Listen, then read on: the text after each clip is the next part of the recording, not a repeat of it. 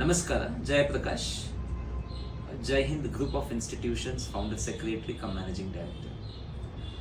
ಸುಮಾರು ಜನ ಯೋಚನೆ ಮಾಡ್ತಿರ್ತಾರೆ ಅಥವಾ ತಲೆ ಕೆಡಿಸ್ಕೊಂಡಿರ್ತಾರೆ, ನನ್ನ ಜಾತಕ ಸರಿ ಇಲ್ಲ, ನನ್ನ ಟೈಮ್ ಸರಿ ಇಲ್ಲ, ನನ್ನ ಕಡೆಯಿಂದ ಏನು ಅಚೀವ್ ಮಾಡೋದಕ್ಕಾಗಲ್ಲ, ನಾನೀಗಾಗಲೇ ಪಾತಾಳಕ್ಕೆ ಬಿದ್ದಾಗಿದೆ, ನನಗಿನ್ನ ನೆಕ್ಸ್ಟ್ ಸ್ಟೂಡೆಂಟ್ಸ್ಗಳಾಗಿರ್ಬೋದು ನನಗಿನ್ ಮಾರ್ಕ್ಸ್ ತಗೊಳ್ಳೋದಕ್ಕಾಗಲ್ಲ, ನಾನೊಬ್ಬ ದೊಡ್ಡ ದಡ್ಡ, ನಾನಾಗಲೇ ಒಂದು 4 ಸಬ್ಜೆಕ್ಟಲ್ಲಿ ಫೇಲ್ ಆಗಿದ್ದೀನಿ, ಮತ್ತೆ ನಾನಿನ್ನು ನೆಕ್ಸ್ಟ್ ಪಾಸ್ ಆಗೋದಕ್ಕಾಗೋದೇ ಇಲ್ಲ. ಅದು SSLC ಎಕ್ಸಾಮ್ ಆಗಿರ್ಬೋದು, ಸೆಕೆಂಡ್ PU ಎಕ್ಸಾಮ್ ಆಗಿರ್ಬೋದು, ಅಥವಾ ಡಿಗ್ರಿ ಓದೋರು ಡಿಗ್ರಿ ಮುಗಿಸಿ ಇಲ್ಲ ನಂದಷ್ಟೇ, ನನಗೆ ಕೆಲಸ ಸಿಗಲಿಲ್ಲ, 1 ವರ್ಷ ಆಯಿತು 2 ವರ್ಷ ಆಯಿತು ನಾನು ಹುಡುಕ್ತಿದ್ದೀನಿ, ನನಗೆ ಯಾವುದೂ ಕೆಲಸ ಸಿಗ್ತಾ ಇಲ್ಲ, ನನಗೆ ನಕ್ಷತ್ರ ಸರಿ ಇಲ್ಲ, ನನ್ನ ಜಾತಕ ಸರಿ ಇಲ್ಲ, ನನ್ನ ಟೈಮೇ ಓವರಾಲ್ ಆಗಿ ಸರಿ ಇಲ್ಲ.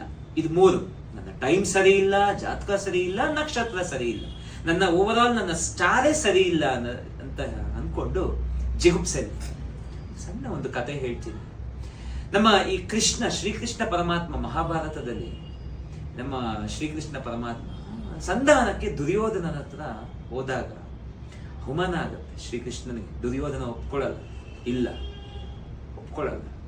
ಆಗ ನನಗೆ ಯುದ್ಧ ಹಾಗೆ ಆಗ್ಬೇಕು, ಸರಿ ಆಯ್ತು ಯುದ್ಧ ಆಗ್ಲಿ, ಯುದ್ಧ ನಡೀಲಿ ಅಂತ ಶ್ರೀಕೃಷ್ಣ ಅಲ್ಲಿಂದ ಹೊರಟು ಬಿಡ್ತಾರೆ. ನೆಕ್ಸ್ಟ್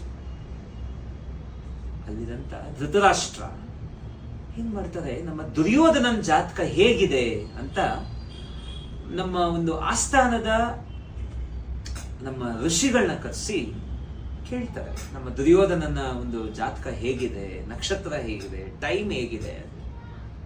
ಋಷಿ ಬಂದು ತುಂಬಾ ಚೆನ್ನಾಗಿದೆ, ಕರೆಕ್ಟ್ ಆಗಿದೆ ಜಾತಕ, ಸ್ಟಾರ್ ಎಲ್ಲ ಕರೆಕ್ಟ್ ಆಗಿ, ನಕ್ಷತ್ರಗಳೆಲ್ಲ ಕರೆಕ್ಟ್ ಆಗಿ ಪ್ಲೇಸ್ ಆಗಿದೆ, ಪರ್ಫೆಕ್ಟ್ ಟೈಮ್, ದುರ್ಯೋಧನನೇ ಗೆಲ್ಲೋದು, ಏನೇ ಯುದ್ಧಕ್ಕೆ ಹೋದ್ರು ಪಕ್ಕ ದುರ್ಯೋಧನನೇ ಗೆಲ್ಲೋದು ಅಂತ ಹೇಳ್ತಾರೆ. ಆಗ ಧೃತರಾಷ್ಟ್ರ ಮತ್ತೆ ದುರ್ಯೋಧನ ತುಂಬಾ ಖುಷಿ ಪಡ್ತಾರೆ. ನೆಕ್ಸ್ಟ್ ಯುದ್ಧ ನಡೆಯುತ್ತೆ. ಯುದ್ಧ ನಡೀತಾ ಇನ್ನೇನ್ ಯುದ್ಧ ಮುಗಿಯೋ ಹಂತದಲ್ಲಿರುತ್ತೆ. ಸೊ ಆಗ ಧೃತರಾಷ್ಟ್ರ ದುರ್ಯೋಧನ ಎಲ್ಲ ಸೋತು ಕೂತಿರ್ತಾರೆ. ಕೂತು ಯೋಚನೆ ಮಾಡ್ತಿರ್ತಾರೆ, ಇದೇನು ಈ ರೀತಿ ಆಯ್ತಲ್ಲ, ನನ್ನ ಜಾತಕ ತುಂಬಾ ಚೆನ್ನಾಗಿತ್ತು, ನಾನು ಯಾಕೆ ಈ ರೀತಿ ಸೋಲ್ನ ಕಾಣ್ತಾ ಇದ್ದೀನಿ ಈ ಯುದ್ಧದಲ್ಲಿ ಯೋಚನೆ ಮಾಡ್ತಾರೆ. ಆಗ ಧೃತರಾಷ್ಟ್ರ ಮತ್ತೆ ಆಸ್ಥಾನಕ್ಕೆ ಆ ಒಂದು ಋಷಿಗಳನ್ನ ಕರೆಸಿ, ನೀವು ಇವರು ಜಾತಕ ತುಂಬಾ ಚೆನ್ನಾಗಿದೆ, ದುರ್ಯೋಧನ ಪಕ್ಕ ಗೆಲ್ತಾರೆ, ಎಲ್ಲ ನಕ್ಷತ್ರ ಚೆನ್ನಾಗಿದೆ, ಪ್ರತಿಯೊಂದು ಹೇಳಿದ್ರಲ್ಲ ನೀವು, ಯಾಕೆ ಈ ತರ ಸೋಲ್ತಾ ಇದ್ದಾನಲ್ಲ ನಮ್ಮ ದುರ್ಯೋಧನ ಅಂತ ಕೇಳ್ತಾರೆ. ಅಲ್ಲೇ ಇದ್ದಂತ ವಿದುರ ಮಹರ್ಷಿ ಹೇಳ್ತಾರಂತೆ, ಅವರ ಜೊತೆ ಕೃಷ್ಣ ಇದ್ದಾನೆ, ಯಾರೋ ಒಬ್ಬ ಒಂದು ಒಳ್ಳೆಯ ವ್ಯಕ್ತಿ ಅವ್ರ ಜೊತೆ ಇದ್ದಾನೆ, ಅದು ಕೃಷ್ಣ, ಶ್ರೀ ಪರಮಾತ್ಮ ಕೃಷ್ಣ ಇದ್ದಾರೆ. ಆಗ ಕೃಷ್ಣ ಆ ಒಂದು ದಿಕ್ಕನ್ನೇ ಆಪೋಸಿಟ್ ಪಾಂಡವರು ಇರ್ತಾರಲ್ಲ ಅವ್ರದ್ದು ದಿಕ್ಕು, ಪ್ರತಿಯೊಂದು ಆ ದಿಕ್ಕನ ಎಲ್ಲ ಪ್ಲೇಸ್ಮೆಂಟ್ಸ್ಗಳ ನಕ್ಷತ್ರಗಳೆಲ್ಲದನ್ನು ಬದಲಾಯಿಸ್ತಾರೆ. ಅಂದ್ರೆ ನಿಮ್ಮ ಕರ್ಮ ಅದು ಒಳ್ಳೆ ರೀತಿ ಇದ್ರೆ 100% ಗೆಲುವು ನಿಮ್ದೇ. ಅಧರ್ಮಕ್ಕೆ ಯಾವಾಗ್ಲೂ ಸೋಲು. ದುರ್ಯೋಧನ ಧರ್ಮದ ಪರ ಇರಲಿಲ್ಲ. ಆಗ ಶ್ರೀಕೃಷ್ಣ ಪರಮಾತ್ಮ ಪಾಂಡವರ ಜೊತೆ ಕೈ ಜೋಡಿಸಿ ಅವರ ದಿಕ್ಕನ್ನೇ ಬದಲಾಯಿಸ್ತಾನೆ. ದುರ್ಯೋಧನನ ದಿಕ್ಕು ಬದಲಾಯಿಸ್ತಾನೆ. ಯಾಕೆ ಅಂತಂದ್ರೆ ಅವನು ಧರ್ಮದ ಪರ ಇರಲಿಲ್ಲ. ಒಂದು ಒಳ್ಳೆಯ ದಿಕ್ಕನ್ನ ನಮ್ಮ ಪಾಂಡವರಿಗೆ ತೋರಿಸ್ತಾನೆ. ಯಾಕೆ ಅಂದ್ರೆ ಅವರು ಒಳ್ಳೆ ಒಂದು ಧರ್ಮದ ಪರ ನಿಂತರು ಅಂತ.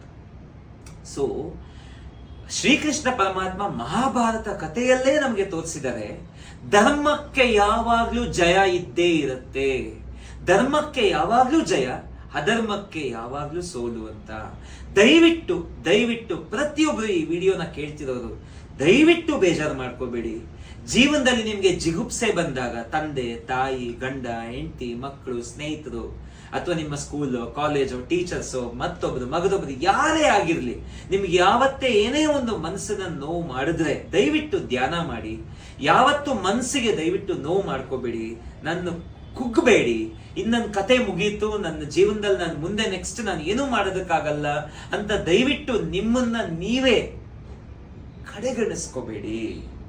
ನೀವು ಒಳ್ಳೆ ರೀತಿನಲ್ಲಿ ನಡೀತಾ ಇದ್ರೆ, ನಿಮ್ಮ ಹೆಜ್ಜೆ ಒಳ್ಳೆ ರೀತಿನಲ್ಲಿ ಇದ್ರೆ, ಆ ಭಗವಂತ ಯಾರೇ ಆಗಿರ್ಲಿ, ಆ ಭಗವಂತ ನಿಮ್ಮನ್ನ ಯಾವತ್ತೂ ಕೈ ಬಿಡಲ್ಲ.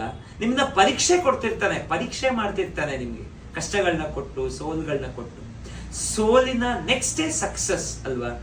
ಸೋಲಿನ ಮೆಟ್ಟಲ್ಲೇ ಮುಂದೆ ನಿಮ್ಗೆ ಒಂದು ಒಳ್ಳೆಯ ಒಂದು ಸಕ್ಸಸ್ಗೆ ಒಂದು ದಾರಿ ಆಗುತ್ತೆ. ಸೊ ದಯವಿಟ್ಟು ಕುಗ್ಗಬೇಡಿ. ಧರ್ಮ ಯಾವತ್ತೂ ಗೆಲ್ಲುತ್ತೆ. ತಾಳ್ಮೆಯಿಂದ ವೇಟ್ ಮಾಡಿ. 100% ನೀವು ನಿಜವಾಗ್ಲೂ ಒಳ್ಳೆಯ ಕೆಲಸದಲ್ಲಿ ಹೆಜ್ಜೆ ಇಟ್ಟು ಒಳ್ಳೆ ಕೆಲಸ ಮಾಡ್ತಾ ಇದ್ರೆ, ನಿಮ್ಮ ಕೆಲಸ ಧರ್ಮದ ಪರ ಇದ್ರೆ, ನಿಮ್ಮ ಕರ್ಮ ಧರ್ಮದ ಪರ ಇದ್ರೆ ನಿಮ್ಗೆ ಜಯ ಸಿಕ್ಕೇ ಸಿಗುತ್ತೆ. ಕುಗ್ಗಬೇಡಿ, ಧೈರ್ಯವಾಗಿರಿ, ಧೈರ್ಯಶಾಲಿಯಾಗಿ ಪ್ರತಿಯೊಂದು ಕಷ್ಟಗಳನ್ನ ಎದುರಿಸಿ. ಓಕೆನಾ? ಈ ವಿಡಿಯೋ ನಿಮ್ಗೆಲ್ಲರಿಗೂ ಇಷ್ಟ ಆಗಿದ್ರೆ ದಯವಿಟ್ಟು ಶೇರ್ ಮಾಡಿ. Thank you so much.